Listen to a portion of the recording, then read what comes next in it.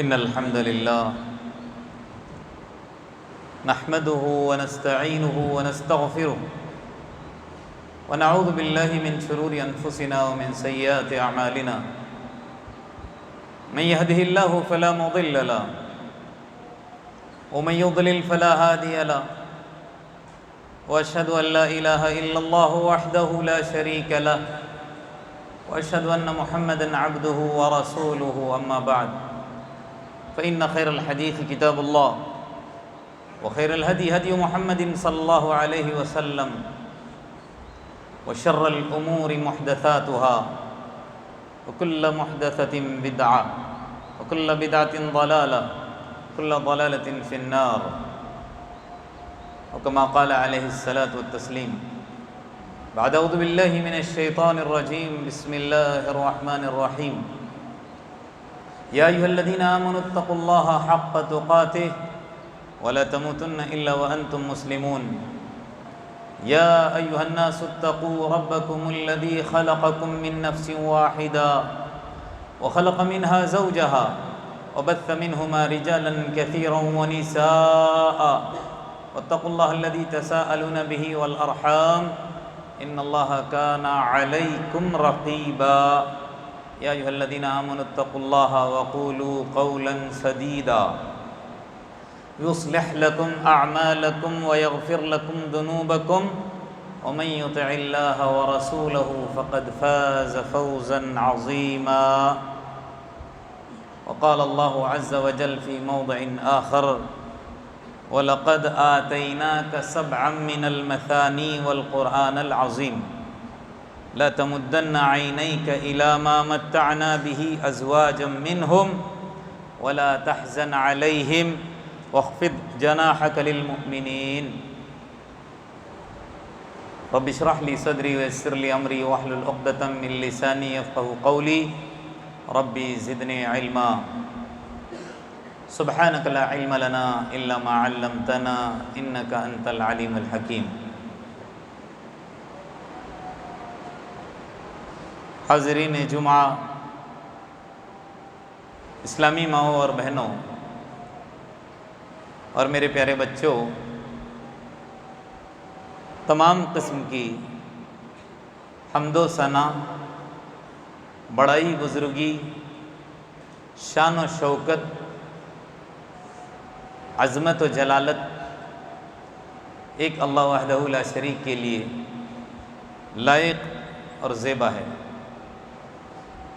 درود ہو، سلام ہو حضرت محمد مصطفیٰ صلی اللہ علیہ وسلم پر، آپ کے اصحاب، تابعین اور تبع تابعین پر. اس مختصر سی حمد اور درود کے بعد آپ کے سامنے میں نے سورۃ الحجر کی ایک آیت تلاوت کی ہے، جس میں اللہ تبارک و تعالی اپنے نبی سے مخاطب ہے. فرماتا ہے کہ ہم نے آپ کو بار بار پڑھی جانے والی 7 آیتیں اور قرآن عظیم عطا کیا ہے، لہٰذا آپ اپنی آنکھوں کو ان کی طرف نہ اٹھا کر دیکھیں جن کو ہم نے دنیاوی ساز و سامان عطا کر رکھا ہے. آپ ان کے اوپر غم نہ کریں. مومنین کے لیے اپنے بازوؤں کو پست کر کے رکھیں. حضرات، اس آیت کریمہ کا پس منظر اگر کچھ دیکھیں تو اس طرح سے ہے کہ اللہ کے رسول صلی اللہ علیہ وسلم اور آپ کے اصحاب جب اسلام کی تبلیغ کر رہے تھے تو اس کے اندر وہ مصروف رہنے کی وجہ سے دنیا کے اعتبار سے تھوڑے پست ہو رہے تھے، اور اس کے عکس، اس کے بالمقابل کفار کو دیکھیں تو ان کی تجارت عروج پر چل رہی تھی. ساز و سامان کے اعتبار سے، دولت اور سرمایہ کے اعتبار سے روز افزوں دن بدن ترقی ہوتے جا رہی تھی. یعنی یوں سمجھیں کہ مسلمانوں کے مقابلے میں کفار طاقت اور قوت کے اعتبار سے بڑھ رہے تھے، تو اللہ تبارک و تعالیٰ نے اپنے نبی کو مخاطب کرتے ہوئے فرمایا کہ آپ پریشان نہ ہوں، آپ غمزدہ نہ ہوں، ہمت نہ ہاریں کہ آپ کے مقابلے میں ان کا کاروبار بڑھ رہا ہے، وہ ترقی کر رہے ہیں اور آپ پستی میں ہیں۔ نہ، آپ کو بالکل پریشان ہونے کی ضرورت نہیں ہے۔ ہم نے آپ کو 2 چیزیں عطا کر رکھی ہیں۔ وہ کیا ہے؟ سبع من المثانی کا مطلب 7 آیتیں بار بار جو پڑھی جانے والی سے مراد سورۃ الفاتحہ ہے، اور دوسرے ہم نے آپ کو جو عطا کر رکھا ہے وہ قرآن کریم ہے، قرآن عظیم ہے۔ جس قوم کے پاس، جس امت کے پاس یہ سرمایہ ہو، یہ نعمت ہو، یہ دولت ہو، اس کو پھر پریشان ہونے کی اور اس کو پریشان ہونے کی اور صاحب ثروت اور مال کے اندر جو بڑھے ہوئے ہیں ان کی طرف للچائی ہوئی نگاہ ڈالنے کی ضرورت نہیں ہے۔ لہٰذا آپ کو جو ہم نے دولت عطا کر رکھی ہے، نعمت عطا کر رکھی ہے، ایک ایسی نعمت ہے، ایک ایسی دولت ہے، ایک ایسا سرمایہ ہے جس قوم کے پاس ہو وہ کبھی دوسروں کے مال سے مرعوب نہیں ہو سکتا۔ ایک ایسا ہتھیار ہے، کیا؟ قرآن عظیم اور سبع مثانی، وہ دوسروں کے ہتھیار سے کبھی خوفزدہ نہیں ہو سکتا، اس کے دل کے اندر ڈر نہیں آ سکتا۔ ایک ایسی تدبیر ہے، کیا مطلب ہے؟ قرآن عظیم دوسروں کی سازش اس کو گھبراہٹ میں اور ڈر کے اندر مبتلا نہیں کر سکتی۔ یا یوں اگر کہہ دیں تو مبالغہ نہیں ہوگا کہ قرآن کریم یا قرآن عظیم ہم کو جو اللہ نے عطا کیا ہے، یہ ایک ایسا سہارا ہے جس کے پاس یہ ہو اس کو پھر کسی سہارے کی ضرورت بالکل نہیں ہے۔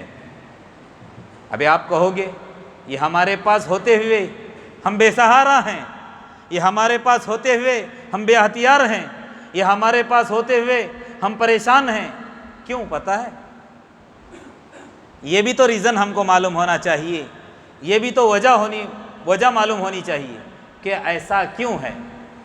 پہلے ہم اللہ کے رسول صلی اللہ علیہ وسلم کے اس فرمان کی طرف ہم نگاہ دوڑاتے ہیں، اس کا ہم غور سے مطالعہ کرتے ہیں۔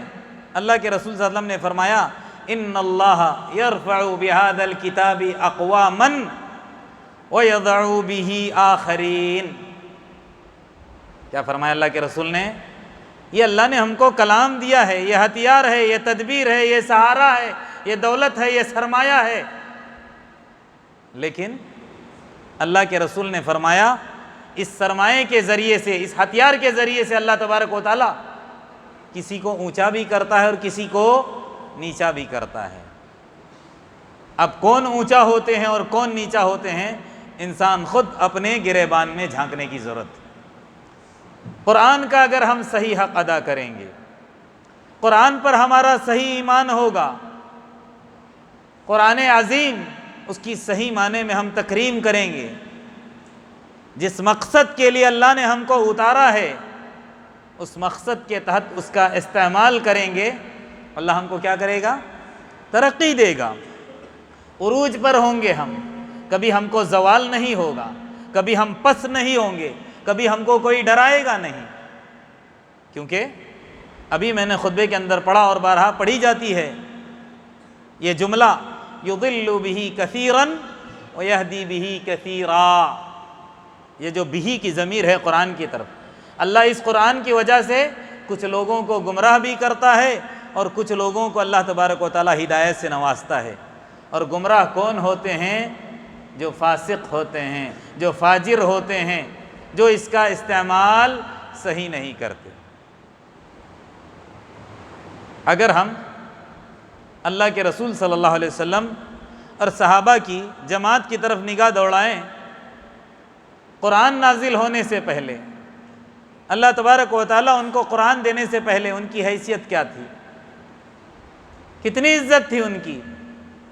ذرا دیکھیں آپ، سب سے زیادہ خود حضرت عمر رضی اللہ عنہ کہتے ہیں گئے گزرے ہم انسان تھے، دنیا کے اندر ہم سب سے ذلیل تھے،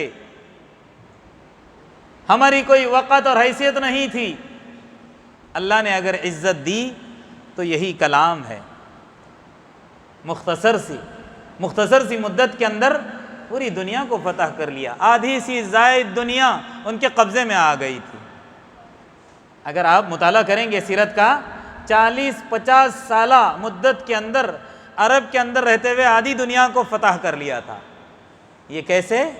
قرآن کا صحیح معنی میں انہوں نے استعمال کیا، جس مقصد سے اللہ نے اتارا تھا اس کلام کو ہدایت کے لیے، اس ہدایت کے مطابق ان کی زندگی گزری، اس کو اپنے عمل کے اندر لائے، تب جا کر اللہ نے ان کو عزت دی۔ اسی لیے شاعر کیا کہتا ہے، وہ زمانے میں معزز تھے مسلمان ہو کر، اور ہم خار ہوئے تاریک قرآن ہو کر۔ وہ زمانے میں معزز تھے، کیوں عزت ملی؟ انہوں نے قرآن کو مضبوطی سے تھامے رکھا اور ہم نے چھوڑ دیا۔ آپ کہو گے ہم تو تلاوت کرتے ہیں، تلاوت کا حق بھی ادا نہیں کرتے ہیں۔ ابھی رمضان گزرا، اگر انسان اپنے گربہ میں جھانک لے یا مساجد کا سروے کر لے، یعلمون تعلمون کے علاوہ بہت کم مساجدیں ہوں گی جہاں قرآن کا صحیح حق ادا کیا جا رہا ہو۔ تلاوت بھی کیسی ہے؟ ورتل القرآن ترتیلا، احسن طریقے سے، اطمینان کے ساتھ، تجوید کے ساتھ، بہت خوبصورت آواز میں اس کو پڑھنے کی کوشش کرنی چاہیے، تبھی جا کر اس کا تلاوت کا حق ادا ہوگا۔ لیکن اللہ نے صرف اس کو تلاوت کے لیے نہیں اتارا۔ قرآن کے ساتھ ہمارا معاملہ کیا پتہ ہے؟ ایک ایک بات خالی آپ غور کرتے جائیں۔ قرآن میں اللہ تبارک و تعالیٰ نے اتارا تھا ہماری ہدایت کے لیے، یہ کتاب ہدایت، ہم نے اس کو کتاب تلاوت کر دیا، خالی تلاوت کرتے ہیں۔ اور تلاوت میں نے کہا نا، بغیر حق کے، کسی طرح ہمارے ختم ہوتے جائیں، 1 ختم 2 ختم 3 ختم، کیسا ختم، کیسا دور، یہ نہیں ہے۔ نہ الفاظ کو اطمینان کے ساتھ ادا کرتے ہیں، نہ حرفوں کو اطمینان کے ساتھ ادا کرتے ہیں۔ تو یہ کتاب ہدایت تھی، ہم نے اس کو کیا کر دیا؟ کتاب تلاوت کر دیا۔ یہ کتاب آئی تھی زندوں کو جلا بخشنے کے لیے، ہم نے مردے کے لیے کر دیا۔ جہاں کوئی مر جاتا ہے 3 دن ہوتے ہی فاتحہ خوانی شروع، برا لگے گا لوگوں کو، لیکن غلط ہے۔ نہ نبی نے یہ عمل کیا، نہ صحابہ نے کیا، نہ تابعین نے کیا۔ یہ مردوں کے اوپر پڑھی جانے والی کتاب نہیں ہے، اللہ نے اس کو مردوں کے اوپر پڑھنے کے لیے نہیں اتارا ہے۔ اس کا کیا پیغام ہے؟ اس کا پیغام انقلاب ہے، لوگوں کی زندگیوں کے اندر انقلاب لانا اس کا مقصد ہے۔ تعویذ گنڈے کا مضمون بنا دیا ہم نے۔ اگر کسی کے گلے کے اندر تعویذ لٹکتی نظر آئی، کھول کر دیکھیں، قرآنی آیتیں لٹکی نظر آئیں گی۔ نہ، یہ تعویذ گنڈے کا مضمون نہیں ہے، اللہ نے اس لیے اس کو نہیں اتارا۔ اللہ نے اتارا تھا اس کو ہمارے دلوں کو جلا بخشنے کے لیے، ہمارے دل کی زینت کے لیے اللہ نے اس قرآن کو بنایا تھا۔ ہم نے طاق کی زینت بنا دی۔ رمضان گیا، اب قرآن سے کیا کہتے ہیں، ناتا ٹوٹ گیا ان لوگوں کا جو بڑے زوروں سے تلاوت کر رہے تھے۔ اب اٹھا کر کہاں رکھ دیتے ہیں؟ الماری کے اندر۔ اللہ تبارک و تعالیٰ نے قرآن اتارا تھا ہماری عزت افزائی کے لیے، اور ہم اس کا صحیح حق ادا نہ کرنے کی وجہ سے ہم ذلیل ہو رہے ہیں، ہم خوار ہو رہے ہیں۔ اللہ نے ہماری اس کو آخرت کے لیے اتارا تھا۔ قرآن ہماری آخرت بنانے کے لیے آیا تھا۔ کیوں؟ اس کے اندر مضمون آخرت کے تعلق سے ہی، دنیا کو ذلیل، دنیا کو رسوا، بے حیثیت بیان کیا گیا قرآن کے اندر۔ دنیا کو اس حد تک حاصل کرو جتنی یہ دنیا تمہاری ضرورت ہے، حد سے زیادہ اس کے پیچھے نہ پڑو۔ قرآن کہتا نا، ہماری آخرت سنوارنے کے لیے آیا تھا۔ ملاؤں نے، مولویوں نے اس کو کیا کر دیا؟ بزنس بنا دیا، کاروبار بنا دیا۔ کہیں جائیں گے تھوڑا سا پڑھیں گے، جیب گرم کر کے کیا آ جائیں گے۔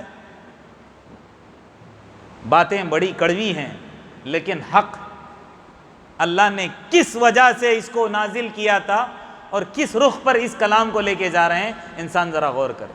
اور پھر کہتے ہیں کہ اللہ ہم کو عزت دے، ہم سرخرو ہوں، ہم عروج پر چلے جائیں، ایسا کبھی نہیں ہو سکتا۔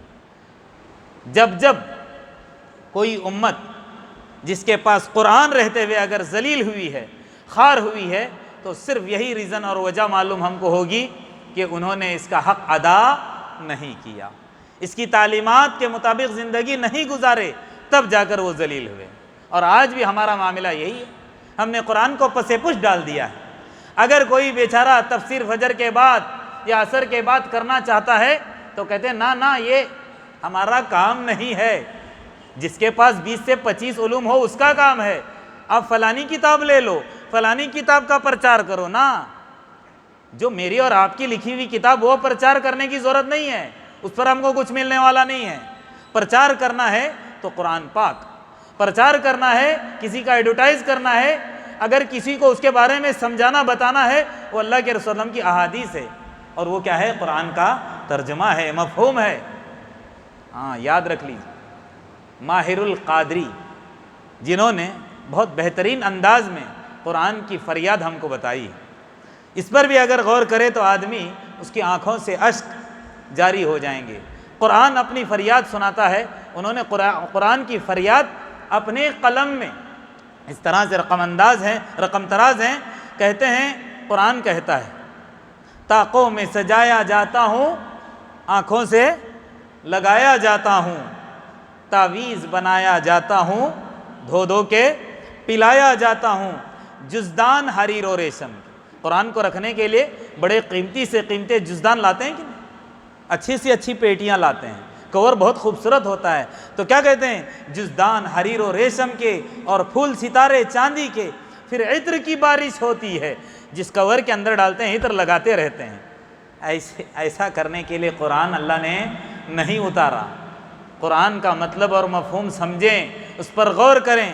قرآن کی فریاد کیا کہتا ہے؟ پھر عطر کی بارش ہوتی ہے، خوشبو میں بسایا جاتا ہوں۔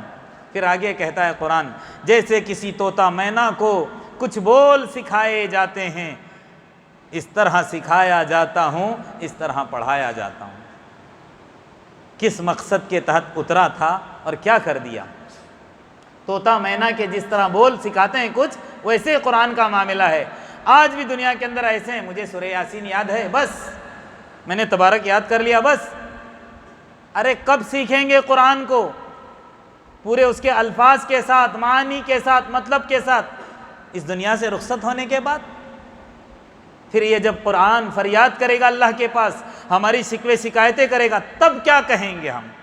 کیا الفاظ ہماری زبان سے نکلیں گے؟ تو کیا کہہ رہا ہے یہ؟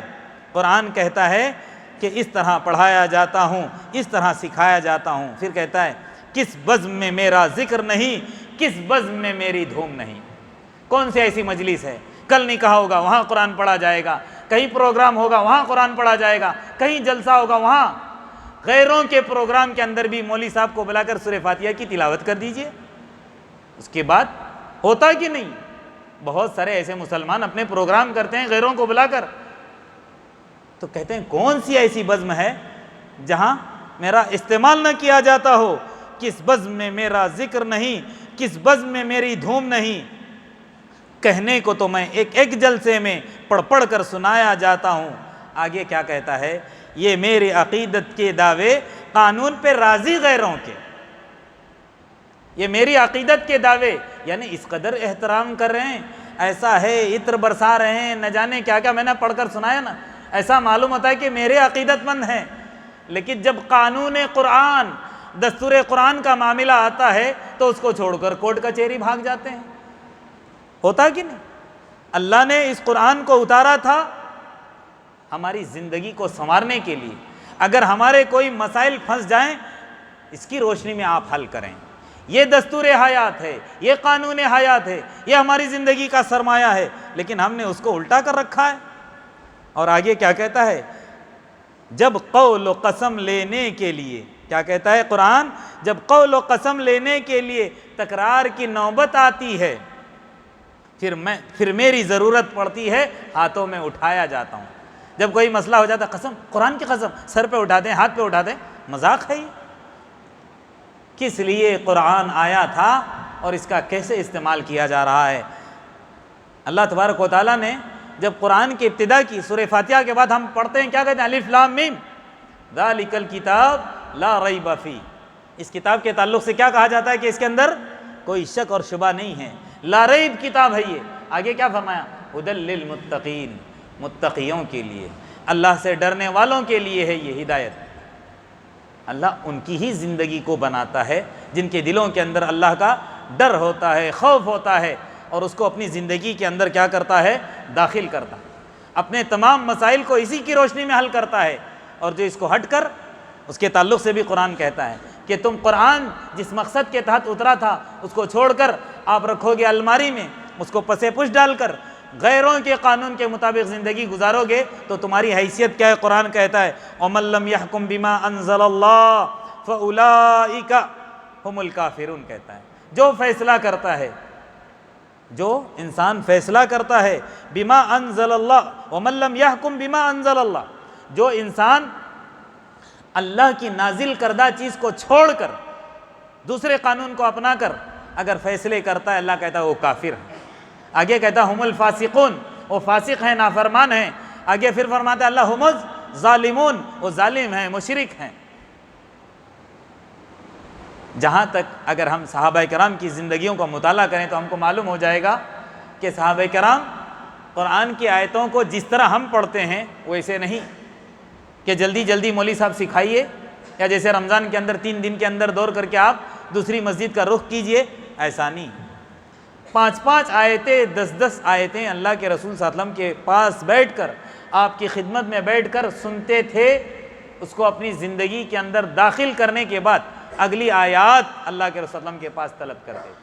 جب تک وہ سمجھ میں نہیں آتی تھی، اس کو سمجھتے نہیں تھے، اپنی زندگی کے اندر داخل نہیں کرتے تھے، جب تک وہ دوسری آیات اللہ کے رسول صلی اللہ علیہ وسلم کے پاس طلب نہیں کرتے تھے کہ آپ ہم کو سکھائیے۔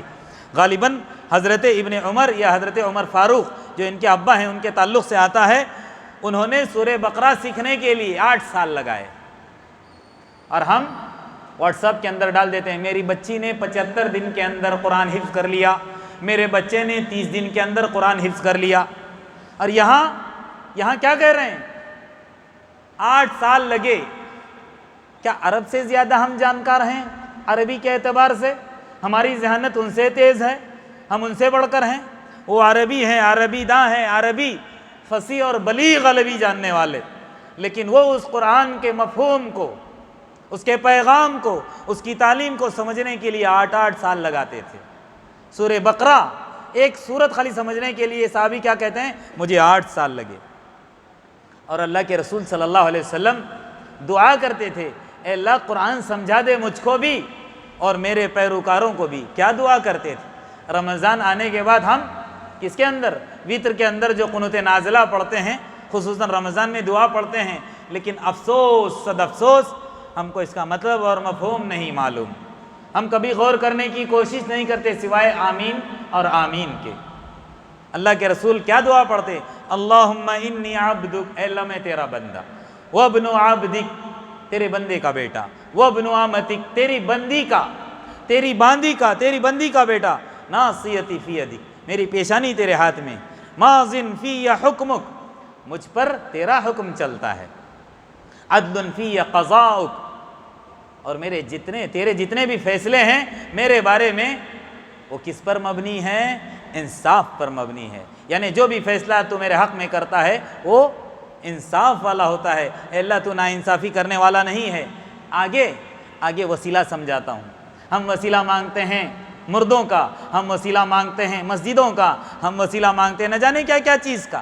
وسیلہ چاہیے، اللہ کو وسیلہ پیش کرنا ہے۔ اللہ کے رسول یہیں پر ہم کو سمجھا رہے ہیں۔ میں قرآن کی عظمت کے ساتھ ساتھ یہ بھی باتیں تھوڑا سمجھاتا چلوں تاکہ ہم کو معلوم ہے وسیلہ کس چیز کا لینا ہے۔ اگر دعا کی قبولیت کے لیے اللہ کے رسول کہتے ہیں اسألک بکل اسم ھو لک، اللہ تیرے سامنے میں مانگتا ہوں، وسیلہ پیش کرتا ہوں ان تمام ناموں کا جو تیرے ہیں، بکل اسم ھو لک سمیت بہ نفسک، جس کو تو نے اپنے لیے خاص کیا ہے، وہ ہمارے لیے نہیں ہے۔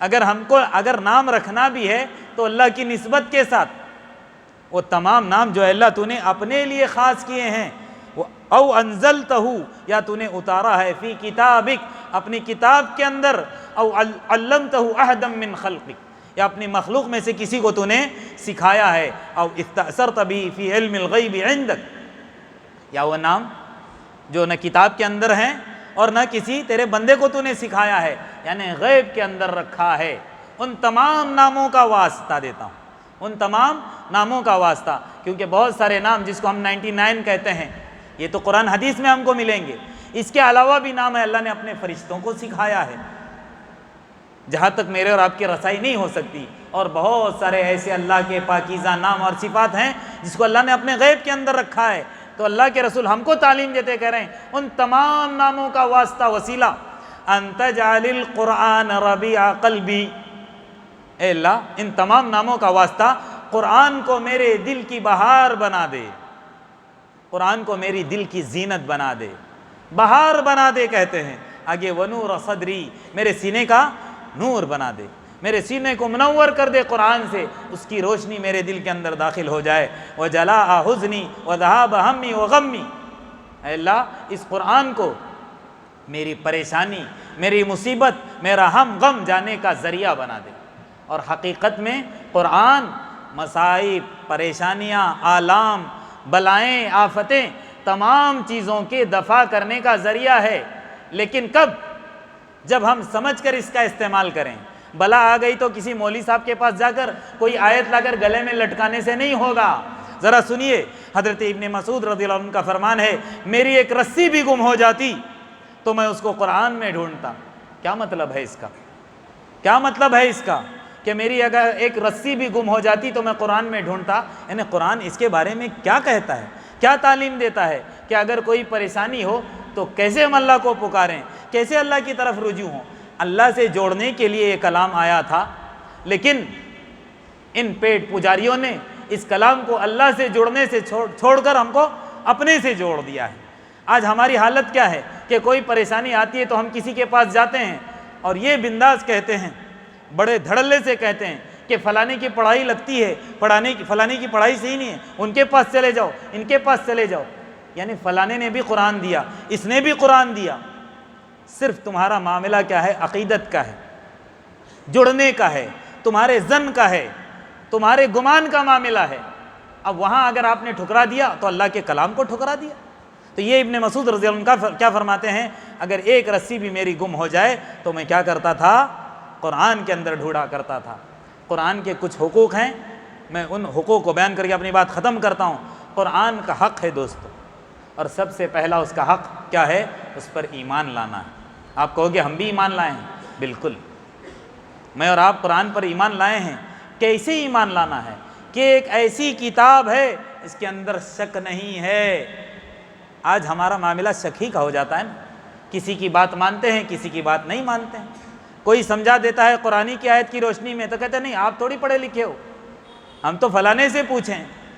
ہر ایک آدمی آپ کے سامنے بھلے ہو کہیں سے فارغ ہو یا فارغ نہ ہو، قرآن کی آیت پڑھ کر سنا رہا ہے، آپ ٹھکرا رہے تو صحیح معنی میں آپ کا اس پر یقین نہیں ہے۔ سب سے پہلے ایمان کیسے ہونا چاہیے کہ یہ آسمان کی کتاب ہے، اللہ کے رسول کے اوپر اتاری گئی ہے، اس کے اندر شک اور شبہ کی گنجائش نہیں ہے۔ اور دوسری بات کیسے ایمان؟ اللہ نے اس قرآن کو اتارا ہے، اس کی حفاظت کی ذمہ داری اللہ نے لی۔ اگر اللہ تبارک و تعالیٰ اس کی حفاظت کی ذمہ داری نہ لیا ہوتا تو یہ آج برسوں سے 1400 سال ہو گئے یہ محفوظ نہیں رہتا۔ جیسے تورات، جیسے زبور، جیسے انجیل، یہ کتاب کے اندر تحریف ہو گئی، اس کے مضامین کو سب توڑ مروڑ کر کے ان کی امتوں نے رکھ دیا، ان کے مولویوں نے، ان کے پادریوں نے۔ آج معاملہ ہمارے مولوی اس کے اندر کر دیتے، لیکن ایسا نہیں ہو سکا۔ کیوں؟ اس کی حفاظت کی ذمہ داری کس نے لی ہے؟ اللہ تبارک و تعالیٰ نے۔ اور آج بھی اس دنیا کے اندر ایسے بھی ہیں متقی اور پرہیزگار، ایسے علماء جو اس کا صحیح حق ادا کر رہے ہیں، اس امانت کو صحیح معنی میں استعمال کر رہے ہیں، اپنی زندگی کے اندر بھی داخل کر رہے ہیں اور اوروں کے بارے میں بھی متفکر ہیں، روتے ہیں اے اللہ اس پیغام کو عام کر دے۔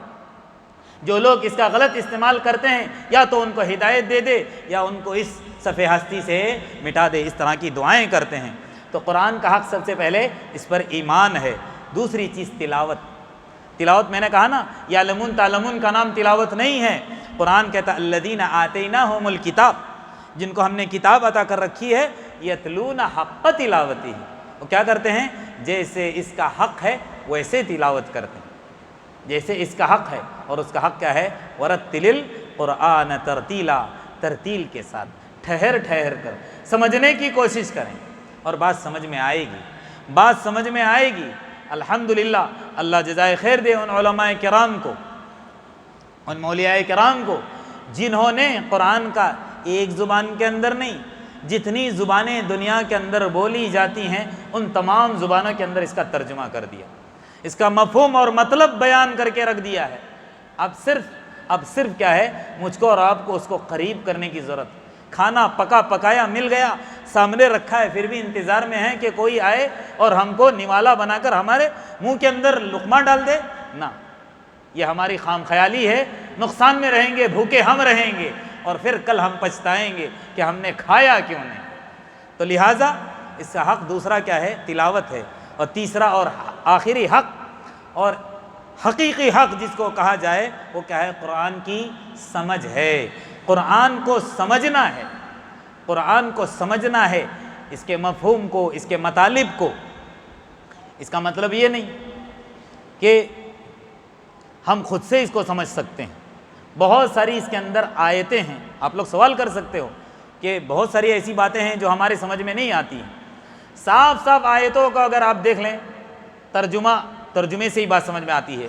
جیسے مثال کے طور پر سورۃ المؤمنون ہم پڑھتے ہیں، قد افلح المؤمنون، مومنین کامیاب ہو گئے، الذین هم فی صلاتہم خاشعون، جنہوں نے اپنی نماز کے اندر، یہ سب صاف صاف باتیں ہیں۔ لیکن کچھ مسائل والی باتیں ہوتی ہیں جو میرے اور آپ کی سمجھ سے پرے ہوتی ہیں، اونچی ہوتی ہے۔ اس کے لیے ہم کو کیا کرنا ہے؟ جو جانکار ہیں، فاسألوا اہل الذکر ان کنتم لا تعلمون، سمجھ میں نہیں آتی ہے تو ایسے امین اور صادق اور ایسے سچے مولویوں کی طرف ہم رخ کریں جو صحیح معنی میں امانت کے ساتھ ہم کو اس کا پیغام سمجھاتے ہوں، اس کا مطلب ہم کو بتاتے ہوں۔ کیونکہ اللہ نے قرآن خالی نہیں اتارا، ساتھ میں کس کو اللہ تبارک و تعالیٰ نے مبعوث کیا؟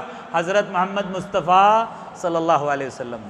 تو لہٰذا انبیاء کے وارثین کون ہیں؟ علماء ہیں، اور علماء کے اندر علماء سو بھی ہوتے ہیں اور اچھے علماء بھی ہوتے ہیں۔ جو پیٹ پجاری ہیں ان کی طرف نہ جائیں، ہم کو معلوم ہو جاتا ہے کہ کون قرآن کا صحیح استعمال کرتا ہے اور کون قرآن کو اپنی زندگی سنوارنے کے لیے استعمال کرتا ہے۔ تو اچھے جو ہوتے ہیں، اور الحمدللہ یہ دور ایسا ہے ہر قسم کے ہم کو لوگ مل جائیں گے، تو ہم سمجھنے کے لیے جہاں مسائل سمجھ میں نہیں آتے ہیں ایسوں کی طرف ہم رخ کریں۔ لہٰذا سمجھنا ضروری ہے۔ اللہ قرآن کے اندر کیا فرماتا ہے؟ افلا یتدبرون القرآن، افلا یتدبرون القرآن، کیا قرآن کے اندر غور و فکر نہیں کرتے، سوچتے نہیں ہیں، سمجھنے کی کوشش نہیں کرتے؟ جبکہ اللہ نے کیا کہا؟ وَلَقَدْ يَسَّرْنَا الْقُرْآنَ لِلذِّكْرِ فَهَلْ مِن مُدَّكِرٍ، ہم نے قرآن کو بہت آسان کیا کہتے ہیں۔ اللہ کہہ رہا ہے کہ قرآن آسان ہم نے کیا ہے، سمجھنے کی آپ کو ضرورت، خالی غور کرو، تدبر کرو، بات سمجھ میں آ جائے گی۔ اور ہو رہا ہے الحمدللہ۔ اس دور کے اندر آپ لوگ دیکھو کتنے ایسے عام انسان ہیں جنہوں نے کسی مدرسے کے اندر جا کر تعلیم حاصل نہیں کی، کسی عربی کالج کے اندر جا کر تعلیم حاصل نہیں کی، لیکن ان کے اندر جذبات، ان کے اندر شوق، ان کے اندر تمنائیں، امنگیں ٹھانٹے مارنے لگی، شوق پیدا ہوا، محنت کرنے لگے، کوششیں کرنے لگے، قد و کاوشیں کرنے لگے۔ اللہ تبارک و تعالیٰ نے ان کو ذریعہ بنایا، سب سے پہلے وہ سمجھنے لگے، پھر اللہ نے ان کو ذریعہ بہانہ بنا کر سینکڑوں نہیں ہزاروں کی تعداد لوگ اسلام کے اندر داخل ہوئے، قرآن کا پیغام عام کر رہے ہیں علماء کے مقابلے میں عوام۔ لیکن کب؟ وہ بھی اب عالم بن چکے ہیں، کیونکہ انہوں نے محنتیں کر کے، کوششیں کر کے اس کو اپنی زندگی کے اندر داخل کیا اور اس کو سمجھ لیا۔ اور شروع میں نے کہا کہ قرآن کو اللہ تبارک و تعالیٰ نے ایسے علماء جن پر اللہ رحم کرے ان کو ذریعہ بہانہ بنا کر تمام زبانوں کے اندر اس کا معنی اور مفہوم کو ان کو ذریعہ کر کے پیش کر دیا ہے۔ اب صرف ضرورت کس بات کی ہے کہ ہم اس کو سمجھ کر پڑھیں۔ آخر میں اللہ تبارک و تعالیٰ سے دعا ہے جتنی باتیں ہم کہتے سنتے سناتے ہیں اس کے مطابق اللہ تبارک و تعالی ہم کو عمل کرنے کی توفیق عطا فرمائے، قرآن کو اللہ تبارک و تعالی سمجھ کر پڑھنے کی توفیق عطا فرمائے، اس کا صحیح معنی میں حق ادا کرنے کی توفیق عطا فرمائے۔ اللہ تبارک و تعالی ہم کو ذریعہ بہانہ بنا کر اس کی تعلیم عام کرنے کی ہم کو توفیق عطا فرمائے، آمین۔ وآخر دعوانا ان الحمدللہ رب العالمین۔ بارک اللہ لی ولکم فی القرآن العظیم ونفعنی وإیاکم بما فیہ من الآیات والذکر الحکیم۔ اقول قولی ھذا واستغفر اللہ لی ولکم ولسائر المسلمین من کل ذنب فاستغفروہ انہ هو الغفور الرحیم۔